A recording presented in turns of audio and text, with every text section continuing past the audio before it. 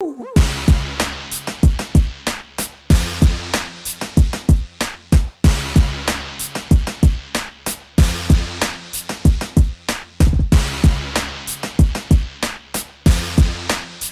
everybody, welcome to the Hopcast. Thanks for joining us, everybody. I'm Brad Chmielewski. My name is Ken Hunnemeder. And we're still inside the brewery. Yeah, so after long last, we are here at Finch's Beer. And this is Ben Finch, the owner.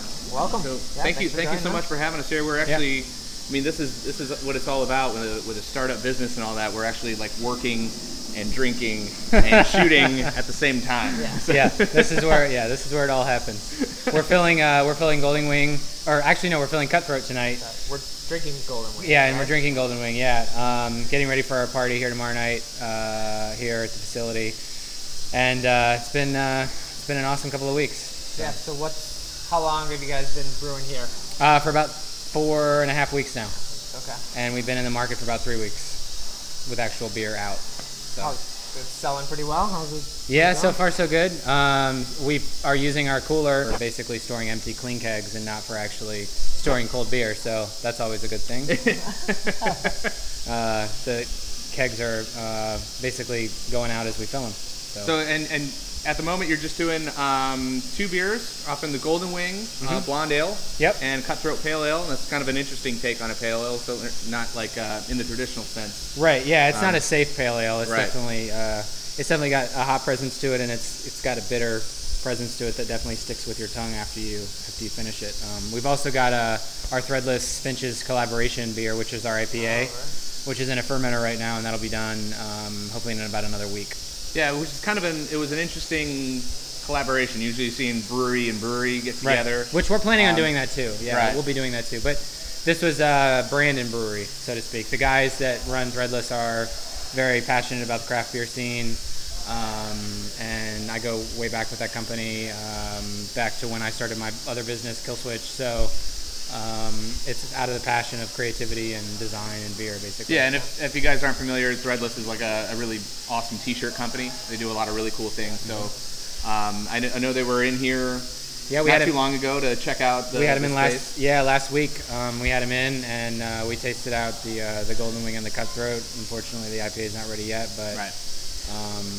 And the way the collaboration works is that we have kegs that they'll be basically purchasing for private events, and then the rest of the kegs will go out to the market. So you'll see the Threadless IPA beer out at bars like Blokes and Birds, Beer Bistro will have it. Yeah. So. A big shout out to the Beer Bistro. And well, another shout out is that Blokes and Birds is actually just signed up to do the release party for that IPA. Oh, excellent! All right, yeah, so stay tuned for that because that's going to be kind of an interesting. I heard a little bit about it. It's going to be kind of a hefty beer, like over 100 IBUs or something like that. 7.5%. Yeah. Some of Richard's magic, so to speak. And speaking of Richard, hi Richard. Why don't you come on over here? Richard is your head brewer. Yep, he's a head brewer. He's also an owner in the project, and he's been working with me for the last 1.5 years as we've, gone through the startup process and then all the way through to, realization. And run us through like basically what you've been brewing. Like, I know you were at Flossmoor at one time. You're a rock bottom guy as well. Yeah, I mean, I've learned a lot from those places. And got to experience a lot of great beers and different styles and a lot of learning experiences, and brought that here to Finch's. Yeah, it's a pretty cool opportunity for you. You got it's free reign, and this is your spot. So, and you're running a 15-barrel system. 15-barrel system with 30-barrel tanks. 30-barrel tanks, and how many tanks are you running? We have 5 fermenters and 1 bright tank. And a dry. And we have our phase 2 equipment is arriving in a week and a half, which I don't even think I've told Richard about yet, but we knew it was coming. You heard it here on Hopcast. Yeah. Breaking news. We'll have another 5 fermenters on the 24th. We all knew it was coming, but we didn't have the actual date. 24th it's going to come, and then we'll have 1 more bright tank. So we'll have 10 and 2. So 10 fermenters, 10 30-barrel fermenters, and 2 30-barrel bright tanks. And now you're really starting to push some beer out then. And then the nice tank farm going. Yeah. And then the canning line just showed up or is set up now, right? Yeah, the canning line is electrically set up, but we still have a ways to go with it. We need to get compressed air to it, and we got our cans, our blanks today to do a run, which you guys... a test run? To do a test run. So we're going to fill those with a special beer that we're brewing. that these guys are concocting now. It's not going to go to market. It's just for special promo stuff, and we'll fill it, and just to kind of calibrate the get an idea, what we're up against on that, even though we know how it runs. Richard, get comfortable with it. One interesting story about the canning line is Richard actually flew back to China to stay with it 2 days in the factory when they were building it, so he knows more about it than anybody. But ins and outs of it. Did you bring it back to the hotel, or was like, take it out for dinner the manual? Step 1. Yeah, very nice. So long distance. What's next after? Are you going to start doing more of these kind of like collaborations where you've got your 2 year-round beers, right, and then maybe throw in a special one here and again? Well, announcement we could make on Hopcast tonight is that the IPA will be. It looks like an all-around beer. Ooh. Nice. It looks like it won't be on tap everywhere all the time, but we'll be making it more than just this one time now. So I think it's safe to officially talk about that. Hey! So we'll have. Safe to say. So we'll have an IPA, and it won't have a handle right now, but it'll have its own special handle here in another couple of months that we'll be brewing regularly. And I don't know, the long-term plan is to obviously do collaborations too with breweries. We already have a few we want to work with. Yeah. I know Richard's working on that. So we're always open for collaboration. Yeah. I think the one with Redless out of the gate was more because of my relationships with the guys over there, but these guys and myself included want to do more traditional brewery collaborations as well. Yeah, and your background as far as your other existing company is more in like the design field. Yep. Yeah, so I started a company called the Killswitch Collective. We're a creative agency. We do branding, design, web graphics, that kind of stuff. Been doing that for about 8 years, and yeah. So that's why and now you're designing great beers. Looks great, and the tap handles look great. Yeah. It all. Well, that's kudos to my team at Killswitch. I mean, I've been sort of creative directing it, but my business partner there, Meredith Martin, she's been in charge of all the creative and our design team, who's handled that, and they continue to handle that. So yeah, they've done a great job. Yeah, it looks fantastic. We just got our handles out today. The real handles are on the market now too, so that we were dropping those off earlier, and so we'll be passing those out the next week. Yeah, they're very pretty and all that stuff. I know you had some temporary ones just to hold people over. The important thing is just get beer out and money in. No, that's true. That's true. I think we gotta keg some more beer. Right. So. Let you guys swap those. We'll swap these. Cool.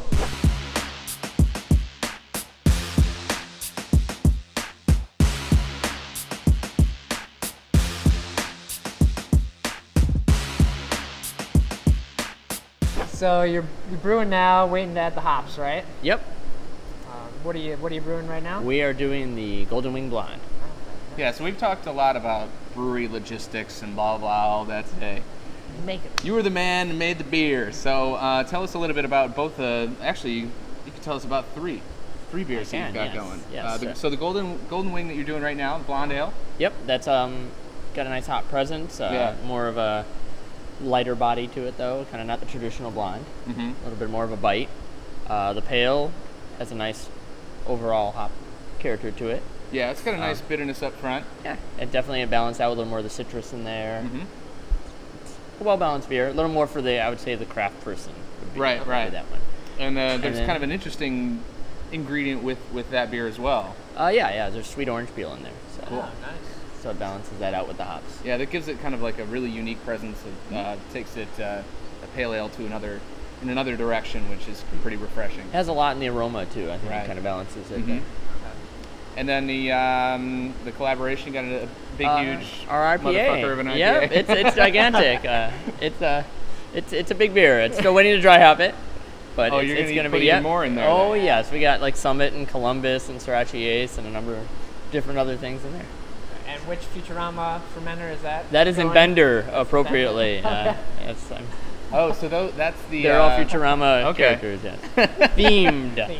So all the tanks in there, we have themed Futurama name tanks. That's kind of like something that a lot of people do is name the tanks. Yeah, it gives us a over little at bit Metro, of. They're a little bit more geeky with the Star Trek and. I've been inspired. Everyone was naming them. I'm like, we're gonna name them. Let's give them a name. Let's pick something that you can have at least 25 character names from. So we fill this whole place with fermenters. We got enough names. Yeah, you're not gonna run out. No, definitely. Well, cheers. The beer's tasting really, really great. Yeah, and congratulations to you on the place. Thanks. And thank you guys. Yeah.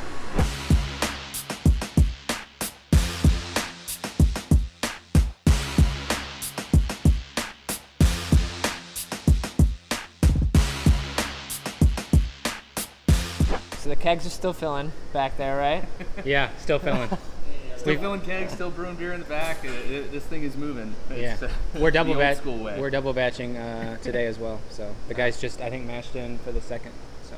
But the important part is there is another Chicago brewery finally open. This can't, I mean, obviously it doesn't happen overnight. Like, how long has this process been going on for you guys? Well, we started the project a little over 2 years ago. That's not bad. Yeah, but it all sort of came together in the last, I would say, 4 months. So Richard and I sort of met in 2009, but I had done a business plan in late 2008 into early 2009, and then from there we developed the recipes. It wasn't until later last year we actually started looking for space. So by January of this year we had, well, by September of last year we had the space, and then by January we had permits. So we started build out in January, installed the equipment in February, and brewed in March. Yeah, so that's one of the things that I'd noticed about it is that normally when someone tells you they're opening a brewery or something, they give you a date and then it's like 8 years after that. Yeah. You guys were pretty much right on, which is pretty impressive. You guys did a nice job of handling it, setting it up, and making sure everything went smoothly. So. Yeah, no, I appreciate the feedback. I mean, we had a lot of kinks too along the way. I'm sure. But we worked through them, as best we could, and we had to. Basically, we had to do a lot of work to our equipment. We had to do a lot of work to this building, obviously. But we worked through it, and here we are. So as the newest brewery in Chicago, everyone wants to know where can we drink the beer? Oh, right. You guys have a list of things going on and places you can. Yeah, we have a list buy. on our website. Okay. And that's which is finchbeer.com. Yep, finchbeer.com. Okay. And it's always changing though. So as of yesterday, we had 70 accounts and probably 80 or 90 handles, so it's been hard to catch up, but you'll be able to find it anywhere now, from like the Hop Leaf to the Map Room to the beer bistros of the world. We're even at, Fizz has got it, for instance, on Lincoln. For the Lakeview people, we're really starting to be kind of all over the place. You should be able to see it. Just look for the tap handle with the bird. Yeah, look for the tap handle with the bird, or look for just a temporary handle that's got our logo on it for right now. So any reputable beer location, you should be able to find it, which is good news. Yeah, it's hard to know which beer they'll have. Yeah, but that's all right. Yeah. One or the other. They're both good beers. We've had an opportunity to try them, and it's really good stuff. So that's the most important. Yeah, we try. That's thanks to our awesome team here and all the brewers that work, Richard and Mike and everybody. So. Well, cheers to you guys. Congratulations on opening the space. Thanks. Beer's tasting great, and thanks for showing us around. Yeah. And thanks for watching. Cheers.